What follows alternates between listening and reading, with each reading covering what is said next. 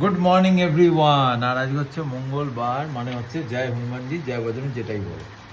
সেদিনকে না আমরা কলকাতা থেকে ফিরছি সত্যনারায়ণ পার্ক থেকে, মানে মধ্যদৌড় থেকে। তো ওখানে বলো কোন ক্রসিংটা জানো? ওই তো তোমার আন্দুল, আর বাঁদিকে ঢুকছে শালিমার।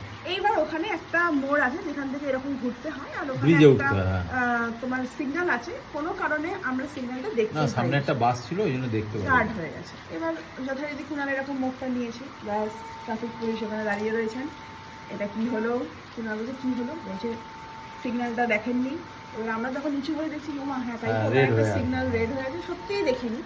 তখন বলছে দিয়ে তারপর কুণালকে এসে বলছে যে আরে না এক্ষুনি না, কোত্থেকে আসছেন ফার্স্টেই প্রশ্ন।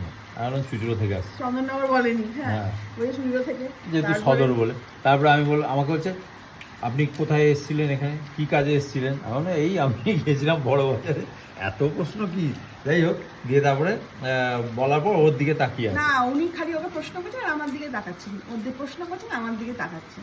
তারপরে যেটা মানে আমরা এক্সপেক্টই করিনি, দিয়ে হট করে বলছেন ঠিক আছে চলে যান। হ্যাঁ বলছে যান। আমি অবাক, কারণ এক্ষুনি আর আমার 500 টাকা যাচ্ছিল। আমি জাস্ট বলতে গেছিলাম যে পুলিশের ডিপার্টমেন্টে আমার দাদু অফিসার ছিল, আমিও ভাবছি বড়বাবু কুণাল ছিল, এই বললি বলছে, দাদুর নামটা।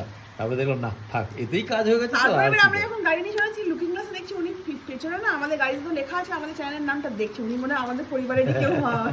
ওই জন্যই ছেড়ে